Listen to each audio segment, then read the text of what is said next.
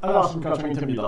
땅과 자연과의 해원 상생, 기후위기, 민족 정신으로 이 주제를 가지고 말씀을 드리겠습니다. 지금 이 지구의 환경오염이라든지 기후위기가 굉장히 빨라지고 있는 그러한 정황입니다. 그럼에도 불구하고 인류가 지금 정신을 못 차리고 있는 그러한 모습인데요. 이 뉴스에 보게 되면은 후쿠시마 핵 오염수 방류 중단하라 이런 목소리가 터져나오고 있어요.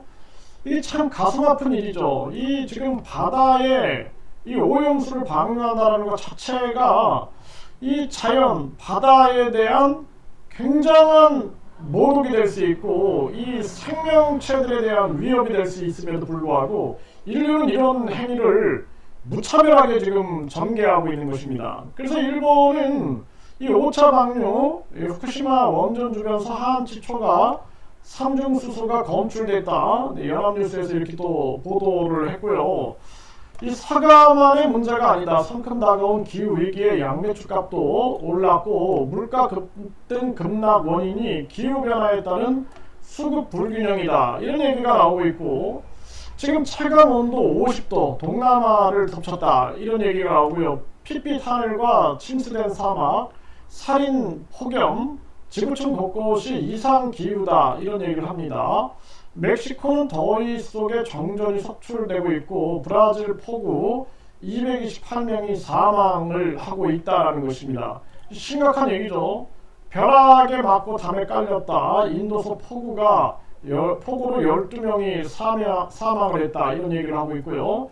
이런 무더위 뒤에 폭우, 올여름 역대급 이상 기후 반복이 전망되고 있다는 것입니다. 참 이게 심각한 문제가 아닐 수가 없어요. 자, 이 시애틀, 우리가 미국의 이 시애틀 도시 이름의 유래에 대해서 이 시애틀이라는 이름을 1854년 미국의 14대 대통령 프랭클린 피어스 대통령이 인디언 대추장 시애틀에게 땅을 팔라는 제안을 하게 되죠. 그래서 이 시애틀이라는 이 추장은 이렇게 얘기를 합니다. 그대들은 어떻게 저 하늘이나 땅의 온기를 사고 팔 수 있는가? 공기의 신선함과 반짝이는 물은 우리가 소유하고 있지도 않은데 어떻게 팔 수 있단 말인가? 우리는 땅의 한 부분이고 땅은 우리의 한 부분이다. 향기로운 꽃은 형제 자매이다. 사슴말 큰 독수리들은 우리의 형제들이다. 바위, 산, 풀잎의 수액, 조랑말과 인간의 체험 모두가 한 가족이다. 이런 얘기를 하거든요. 그래서 이 아메리카의 이 원주민들이 우리 한민족과 굉장히 유사한 측면이 있다라는 그러한 근거가 많이 나오고 있죠. 네, 그래서 뭐 유전 연구뿐만 아니라 유적들이 막 나오는 거죠. 예를 들어서 아메리카 지역에서 우리와 유사한 문화 또는 문자들이 이렇게 발견이 되는 그러한 모습을 보게 되는데 이런 정신을 보면은 이 자연과의 굉장히 자연을 존중하고 있는 이런 정신이 담겨져 있는 것입니다. 그러니까 땅과 자연과의 해원상생이라는 말을 이걸 할 수 있는 민족이 이제 우리 한민족이다라는 거예요. 이 동양 정신에서 나오고 있는 거예요. 서양의 물질 문명, 그냥 과도한 생산을 하게 되고 과도한 소비를 부추기고 TV만 틀면은 소비해라 외치고 있는 거죠. 그래서 막 광고만 보다 보면은 사람들이 거기에 세뇌가 돼가지고 마구 소비를 하게 되고 과잉 생산, 과잉 소비로 지구의 위기는 계속 커질 수밖에 없는 거예요. 그러니까 이 인디언들, 그러니까 이 아메리카 원주민들이 나무를 벨 때 보면은 나무야 미안해 라고 얘기를 한다고 합니다. 나무야 미안해. 나중에 내가 죽으면은 너희들 나무에 거름이 되어줄게. 이런 얘기를 한다라는 거예요. 이게 상생의 정신이 있는 거죠. 그리고 뿐만 아니라 동물을 죽일 때도 동물을 죽이면서 미안하다라고 얘기를 한다는 거예요. 미안해. 나중에 내가 죽으면은 내 무덤에 나온 풀이 너의 먹이가 되어줄게. 이런 얘기를 한다는 거예요. 이게 자연을 굉장히 존중하는 태도거든요. 그래서 우리 역사 문화에서 보게 되면은 항상 이런 정신들이 있어요. 그래서 동이족 그 마을에 가면은 이 사람들은 항상 동물, 과거에 우리도 그랬어요. 동물을 죽인다 할지라도 그 아주 굉장히 어떤 기도를 하면서 이렇게 죽이기도 하고 이러한 모습을 보이게 됩니다. 필요에 의해서 전개가 될 때 욕심을 부리는 건 아니죠. 그런데 이런 것들이 보게 되면은 자연과의 굉장한 공존과 그리고 존중과 그리고 상생과 이런 정신들을 가지고 있는 거거든요. 그런데 서양은 이런 걸 가지고 있지 못한 거죠.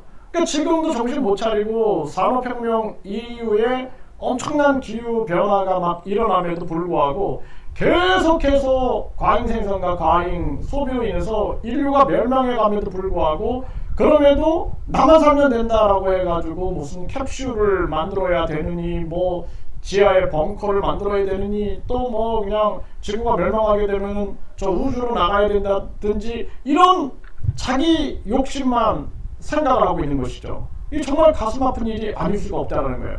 지금 4차 산업혁명이다 해가지고 배양육을 만든다. 고기를 그 인공 고기를 만드는 거죠. 또 이 자연의 이 수만 년 동안 수십만 년, 수백만 년 동안 내려왔던 이 자연의 그 유전의 질서들을 무너뜨리고 그리고 유전자 변형 식물들을 만들어내고 이런 걸 통해서 곡식을 만들어내서 대량 생산하겠다. 이런 생각들을 하고 있는 거예요.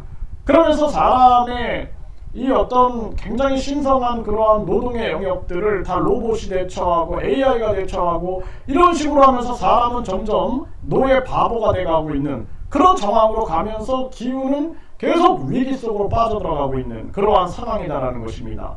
그래서 이제는 이 땅과 자연과의 해원 상생에 대해서 우리가 고민을 해야 된다. 그래서 요즘에는 이 상생 생태계라는 얘기를 많이 하거든요. 이 자연을 두려워할 수 있어야 되고 그리고 이 자연에 대한 존중이 있어야 되는 거예요. 사람에 대한 존중 그리고 자연에 대한 존중이 있어야 된다는 것입니다. 이런 정신이 해원 상생이라는 정신에서 보면은 땅과 자연과의 해원 상생의 세계 그리고 이 아메리카 인디언들의 그 정신세계 속에서 보게 되면은 자연을 존중하고 내 가족처럼 생각하고 있는 그러한 부분들. 그 당시에 미국의 대통령이 감명을 받아서 시애틀이라고 이름을 줬다 하지 않습니까? 그러니까 우리가 이제는 이 서양의 이 물질 사상, 황금 만능주의 사상, 학벌주의 뭐 이런 해갖고 그냥 그 대학을 1류대, 2류대, 3류대, 지방대 해가지고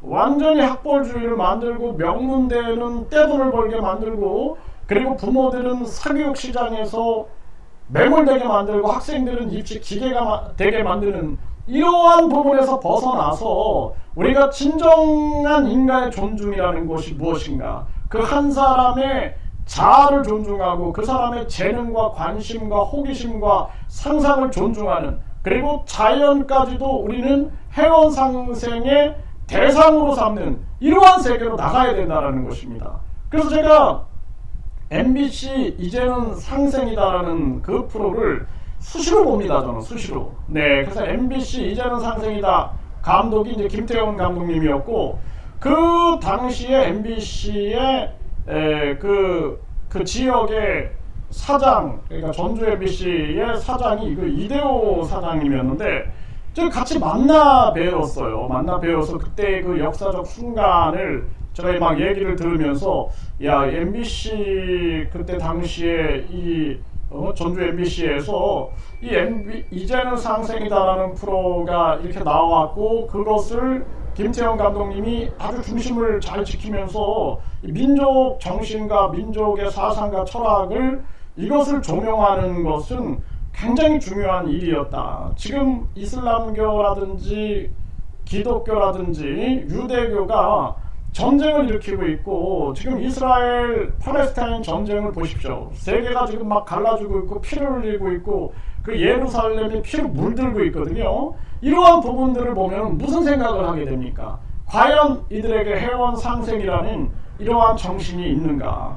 지금 이제 우리 이 민족은 배달의 역사를 깊이 연구를 해야 한다. 그리고 배달의 역사 이전부터 우리에게 내려온 정신은 무엇인가. 그래서 이 태오복희, 영재신농, 그리고 치유천황, 이 역사를 중심으로 해가지고 우리가 추구해 왔던 그러한 민족 정신은 무엇인가라는 것을 깊이 고민해야 한다는 것입니다.